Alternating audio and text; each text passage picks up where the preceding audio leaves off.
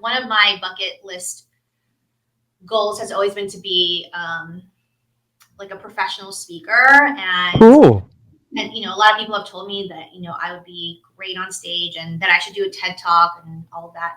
And I got rejected from TED twice. Wow. And this was after I had already become a paid speaker, was booking keynotes, was, making several, $100,000 in my business, and I was getting rejected. And I was thinking to myself, like, wow, I just must not be good enough. I just must not be there yet. And then actually in July, I did my first TED Talk in Houston, and it was odd because I actually didn't feel nervous at all. And I didn't feel like I didn't belong there. I had like no imposter syndrome at this TEDx. So I was like, I belong here. I've worked really hard for this, all of that. And so I say that in the sense of like probably all of those years from 2020 specifically up until now was probably my payment of imposter syndrome. I was so glad that I had it earlier on in my career. So by the time I had that moment where I really needed to be confident in myself, like it wasn't there anymore. Yeah, they like to say your rejection is God's protection, and it seems like you had it at the perfect time. Like, because if you had it earlier, you probably would have been a lot more nervous. I'm curious. I'm really curious because actually one of my goals is I would like to do a TED Talk one day. I think that's super cool. How do you how do you even get on TED? Like, it's so cool. Like the platform is so huge. Like how was that process like for you to get on there? Yeah, so I mean, there's TED, which is like the main platform, and there's TEDx, and so when I say I did my first TED Talk, cool. it was a TEDx talk, right? But like, what I think is interesting is that I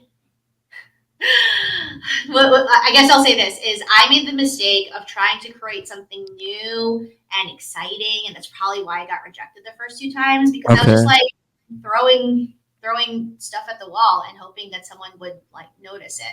Versus this time around when I applied for this TED Talk, I had done this talk already like so many times, and I had developed it over the last 4 years where, what it started out in 2020 and what it is now is completely different. And so I say that in the sense of, I don't know that there's, and maybe there is, I have no idea. I have no stats to prove this, but I don't know that there's many people who are good TED Talks that actually just landed it on their first try and had a completely fresh talk that like they've never done before. A lot of the people that I have personally known to do TED Talks have like have built that material over that makes years. sense. Yeah. Right?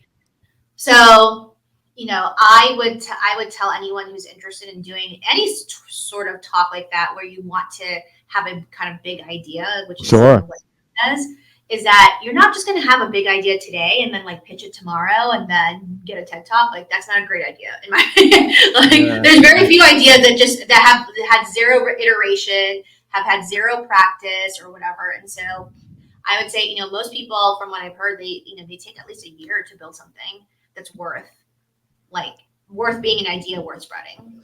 Yeah. And so it sounded like your first two attempts, like you were making promises that you couldn't really actually like prove, whereas the third time like you had proof that, hey, this is what I do, I've been doing this speaking thing for several years, and that kind of probably built a stronger case. That makes sense. What was your TED Talk about, and what was the overall experience like?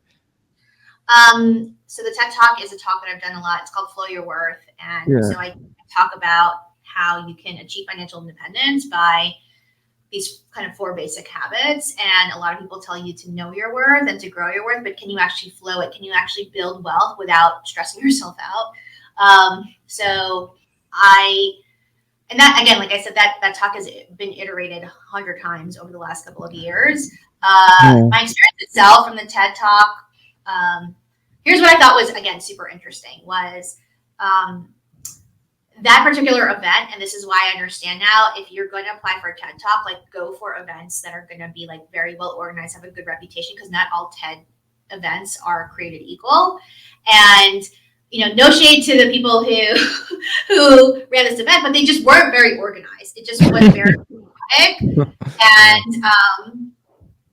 And so, I honestly, there was a point where I felt bad for some of the other speakers because a lot of them were first-time speakers or they're being on a stage like this, and they were just so panicked because like they didn't know if the slides were going to be like ready to show. Like when they did run through their slides, there was like all these technical issues. Like there was just a lot of like stuff behind the scenes.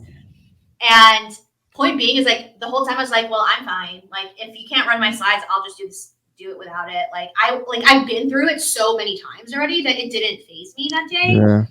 So literally when people were doing the rehearsal and stuff, I was just like, and again, like it was just chaotic. I just literally went to the organizer. I was like, I'm going to go back to my room. I'm going to get dressed. Like I'm ready. Like I'm not nervous about this at all. So I'll see you when the event starts. And I felt surprisingly calm. That was probably the most calm I've ever been at a speaking event. And it was because I felt like, wow, again, all of these times where I've already gone through it before at lower stakes events or events that weren't as kind of like, you know, brands, right? Like all of those led me up to the point where I was like, I feel confident in my ability to do this at this point. But I don't think I would have said that even a year ago. Yeah. And so like because of your preparation, it pretty much like decreased the amount of anxiety that you probably would have went through if you weren't as prepared. What I'm curious, what city were you in? Cause yeah, what city I'm just curious, what city was the TED Talk in? Because usually I guess I don't know much about TED Talks, but you know the way they're presented, it seems like everything is so organized. So to hear a story of you not having an organized experience is kind of like revealing. You know what I mean? Because the presentation of TED Talks are like, you know how they are. So it's just kind of interesting that you're saying it's disorganized. I'll say this. I mean, so it was in Houston. Okay. I will say this is like, again, this is not shade on anyone, right? Events are just hard to run in general, in my opinion. And, you know, this is why I don't even run my own events. I just go to conferences where I'm asked to speak at. I never want to run my own conference. But this is not just for TED Talks. This is just for pretty much everything you see online. Yeah. Take it with a grain of salt.